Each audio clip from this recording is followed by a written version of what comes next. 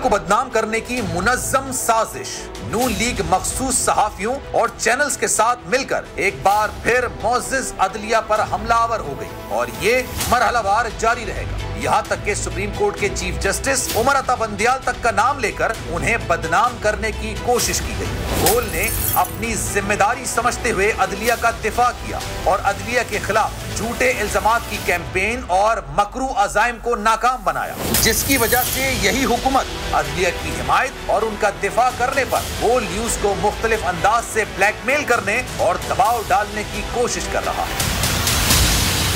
Exec case, जिसमें exec के खिलाफ कभी ना कोई गवाह मिला और ना ही कोई सबूत मिला, उसे भी खारिज करने के बजाय मजीद तूल दी जा रही है ताकि बोल को अदलिया की हिमायत करने से रोका जा सके।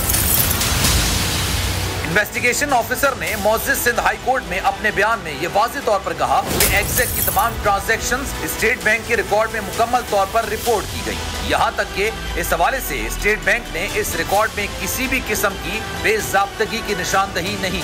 तहकीकात के बाद एक फॉरेंसिक एक्सपर्ट समेत मुत्तफिका तौर पर यह नतीजा अखज़ किया गया कि एग्जैक की जानिब से किसी भी किस्म की कोई बेज़ाब्तगी या गैर कानूनी चीज नहीं की गई।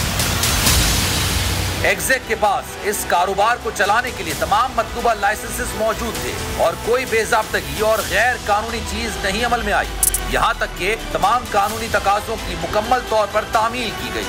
हकीकी तौर पर किसी भी किस्म का कोई जुर्म किया ही नहीं गया। मुख्तसरन अगर हम बात करें तो एग्जैक का तमाम कारोबार, उनके तमाम काम कानूनी हैं और उनके पास तमाम के लाइसेंस भी मौजूद हैं। प्रोसिक्यूशन ने सिर्फ 20 गवाहान को पेश किया, इसमें से किसी ने भी सबूतों की निशानदही नहीं की, जबकि इससे कबल प्रोसिक्यूशन ने 91 गवाहान का दावा किया था, जिसमें से 64 को खुद ही निकाल दिया गया और तमाम गवाहान ने कहा कि एग्जैक का इससे कोई ताल्लुक नहीं है।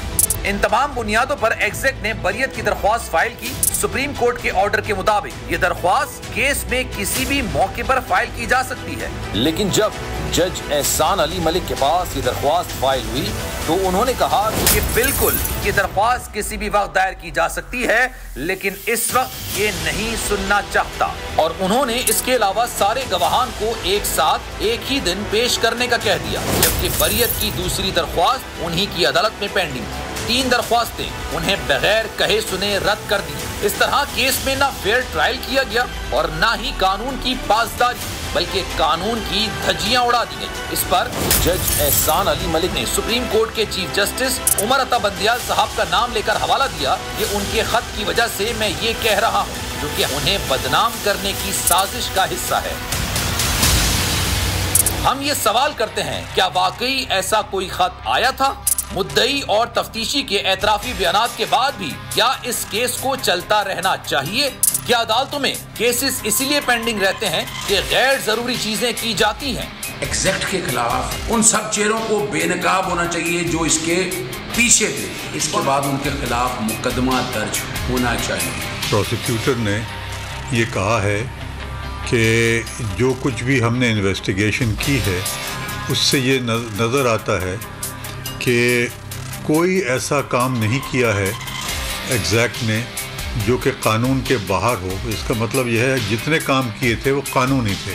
तो इस लिहाज से जो कोर्ट है वो यही कहेगी कि इनका केस को ख़त्म किया जाए। तफ्तीशी अफसर ने आईओ ने अगर ये लिख दिया है कि उनके खिलाफ जितने भी इल्ज़ामात थे वो साबित नहीं हो सके, उन्होंने जो फाइंडिंग दे दी है उससे तो मैं समझता हूँ कि काफ़ी हद तक उनकी पोजीशन वाज़ेह हो जाती है और क्लियर हो जाती है शुएब शेख साहब की। एग्जैक के खिलाफ एक ही जैसी 2 FIRs काटी गई, एक 27 मई 2015 को कराची और 9 दिन बाद दूसरी 7 जून को इस्लामाबाद में काटी गई, जिसमें वही प्रिंसिपल अक्यूज्ड और वही FIR फैक्ट्स शामिल थे। ये एक ही वाक़े पर काटी गई 2 FIRs हैं, जिसका एतराफ कराची और इस्लामाबाद के आईओज ने भी किया। एक ही केस की 2 FIRs कानूनी तौर पर नहीं काटी जा सकती।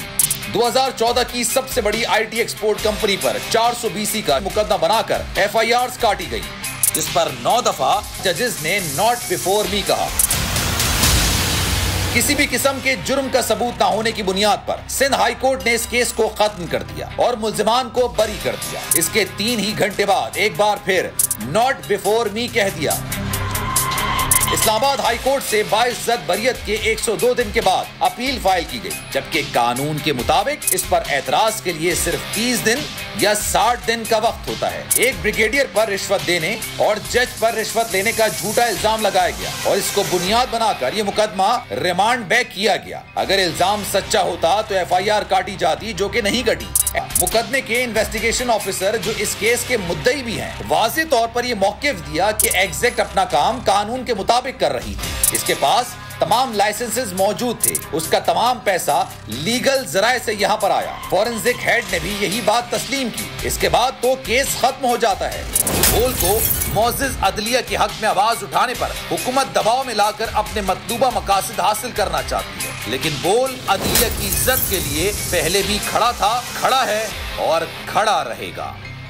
امپورٹڈ حکومت اور ان کی حواریوں کی عدلیہ کے خلاف ہرزہ سرائی، مریم نواز کی عدلیہ اور فاضل جج صاحبان پر شدید تنقید۔ اس گھناؤنی سازش کو بے نقاب کرنے پر بول کو ایک دفعہ پھر نشریات کی بندش کا سامنا کرنا پڑ رہا ہے۔ بول عدلیہ کی عزت کے لیے کھڑا ہے اور کھڑا رہے گا۔